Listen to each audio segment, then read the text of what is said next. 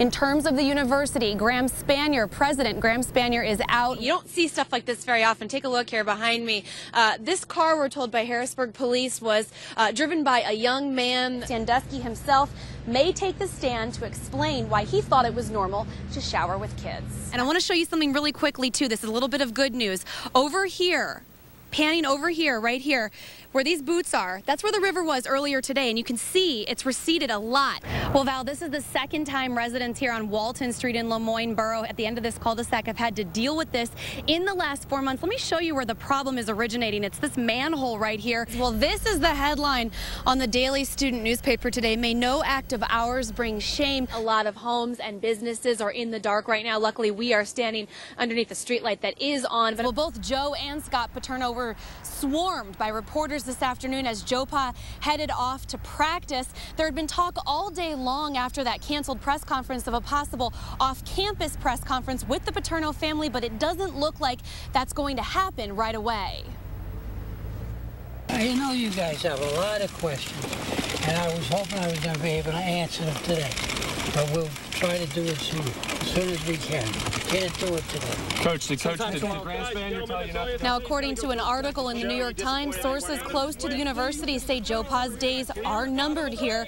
The Associated Press is also reporting his support among the Penn State Board of Trustees is, quote, eroding. Paterno's son, Scott, gave a few brief comments again outside the family home today addressing all of this. Guys, the status quo holds. We have no knowledge other than exactly as everything has always been. Joe is the coach at Penn State, and that is all I can say at this time. When there's more to add, I will. Driver, you're going to take your own chance.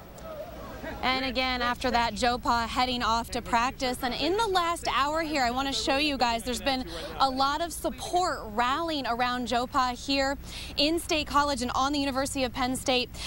Behind me here, Paternoville, that is business as usual during the week here. This is a group of students who camp out to get the best possible seats to Saturday's game. They are here, and most of them telling us they are supporting JoPa. There was also a large rally right around the corner from Paternoville. Just in the last hour, we talked to a lot of those students telling us they're very frustrated with the media coverage. They feel like the media are actually to blame for the position JoPa is finding himself in right now. We'll bring you more on that at 11. The damage is widespread in Middletown, from a dumpster floating through murky floodwaters at Hoffer Park to a small cat stranded on a fence behind this industrial plant. It seems the Great Flood of 2011 definitely left its mark here. That water was like, it's Crazy. fast. It's sort of scary how much it has affected people and their houses. But safety isn't the only concern now. Friday afternoon, Middletown police arrested 3 teenagers for looting flood-ridden homes. The National Guard told us neighbors near this mobile home park off of Vine Street alerted them to what was going on. They had a boat being pulled behind them with lots of personal items in lots of propane tanks, and I immediately called 911 and gave them the information about where these individuals were headed, and the police caught them about 2 blocks away. One risk firefighters unfortunately could not take Friday night was crossing these high, fast-moving waters to get to the cat once they realized their ladder truck couldn't reach. At this point, I think they're going to wait till tomorrow and see if the water goes down. If it does, they'll be able to try to go in a little further and see if they can get the cat. And obviously those images are very heartbreaking. We hope that that cat gets out of there. Of course, we're all animal lovers here at ABC 27. It just pulls at your heartstrings. I talked to the firefighters, though, tonight, and they said that they tried everything they could, and they're hoping to get out there tomorrow. It's just that the water there is very chemical-ridden. It's polluted. When we first sat down with the Klaus family last May, the home the community built for them was visibly empty and quiet. But now, the pitter-patter of little feet is back, just not nearly as loud. Isn't the same because usually it was yelling and screaming, and it's still pretty quiet. 4-year-old Leah keeps them pretty busy these days, but the memories are always there. It's when I'm by myself that it hits me. I can tell you stuff and it doesn't really seem like it's really hitting me, but then when you're by yourself and you think on it and it's like, wow. Thinking about a cold night last March, Dad Ted was working, Mom Janelle milking cows in the barn when tragedy struck. An accidental house fire claimed the lives of 7 of their 8 children. Leah was the only survivor. We don't do much explaining. She got the simple idea that they died and are in heaven, and that's kind of where we leave it. But little Leah seems to like thinking back. She can rattle off the names in an instant. And that's Heidi, that's Christina, and Isabel, and Brady, and Hannah. There's one photo on the wall, though, that she doesn't have to remember. Who is the youngest baby? Gabriel. Baby Gabriel was born just 3 months after that devastating blaze, and he bears a striking resemblance to his older brother. Tell me you're a blessing, aren't you? You're a blessing. Yeah.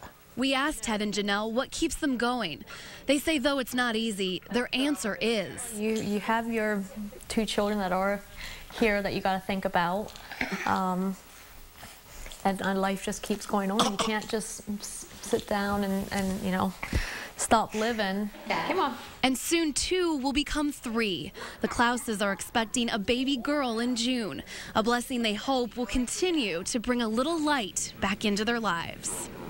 George and Catherine Runkle have been married 50 years. They've lived here on Nottingham Way in Susquehanna Township for 48 of those with no major drama. But that all changed Monday morning when they got a knock on their front door. This young fellow came in and came to the door and said, "I ran out of gas. May I use your telephone?" Yes, I said, "I'm more than glad to help you." They let him in, gave him some Halloween candy, and sat with the man while he waited for a ride. About 30 minutes went by, and then they say he asked for something else. Was coughing and like he had a cold. And then he said, "Do I have any cough drops?" Well, I knew there was one out in the car. And that's when they say their mid-morning guest suddenly changed his tune. I went over here to look at the clock, and before I knew it, he knocked me off the chair. And he tried to get the wallet, and I was determined. I was going to die before I gave that wallet. And it's true. George held onto the wallet for dear life, and the man ran out the back door. Catherine called 911. They took George to the hospital and bound up his wounds. And they lived happily ever after. Well, not quite. Police still had to find their suspect. After searching for several hours, though, they nabbed 25-year-old Matthew Leitzel of Dillsburg in the 1600 block of Derry Street and arrested him. Hallelujah. I hope that other people don't have to endure the same situation. What's more, the Runkles say this all could have been easily avoided. If the man would have said, "I need some money," and I gave him money, I would share my last bite. That's just the way I am. Because I was worried about his cold.